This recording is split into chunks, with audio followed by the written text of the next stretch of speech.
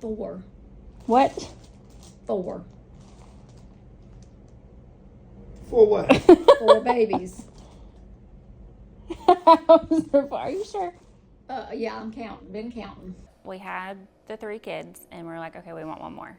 We want a family of 6. We want 4 kids, so we're gonna just try for one more. So we tried and we tried.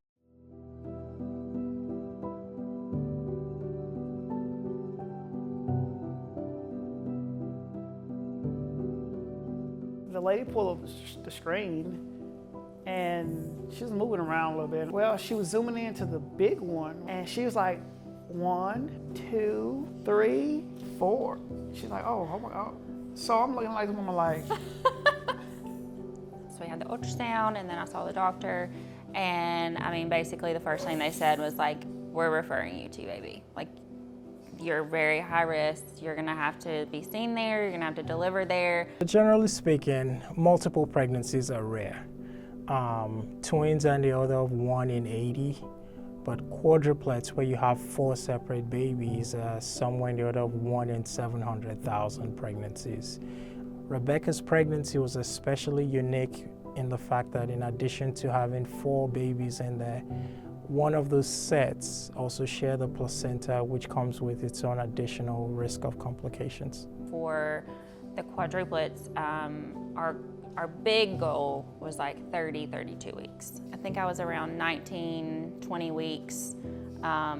They noticed that my cervix was starting to shorten. But once I started having the cervix shortening, our goal was then 28 weeks.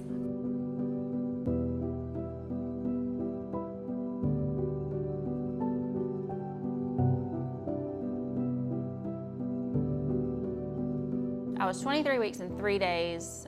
That morning is when my water broke. She then developed, new onset abdominal pain, and it seemed like her heart rate started racing faster, as well as those of the babies, which are some of the early signs of an infection around one or all of her babies. We had to be pretty certain that, this was an infection, and that seemed to be the case once I examined her. And that was when we made the decision together with Rebecca and her partner to proceed with delivery at 23 weeks, understanding the risks of prematurity. We had a full team of doctors, nurses, respiratory therapists, one full team for each baby. We ended up with about 30 people in the delivery room waiting for these 4 babies to be delivered. Things just move really, really fast. And then all of a sudden, like, you look over and they're walking by with baby A at 2:15 in the morning. And then they just keep coming, 2:16, 2:17, and 2:20. They spent a very long time in the NICU.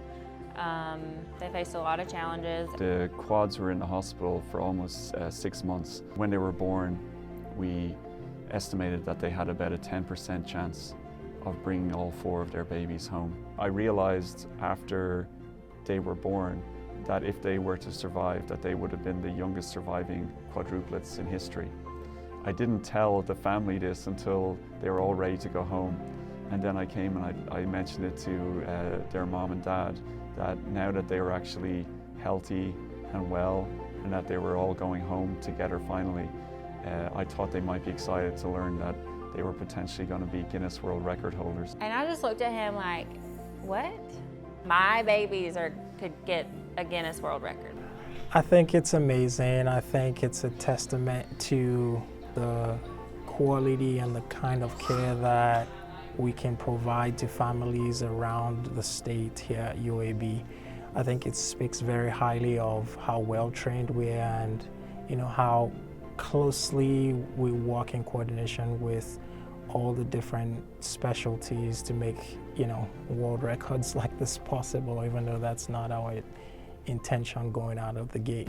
On May 31st, Laney, Callie, Lennon, and Cohen turned 1 and officially received the Guinness World Record for most premature quadruplets.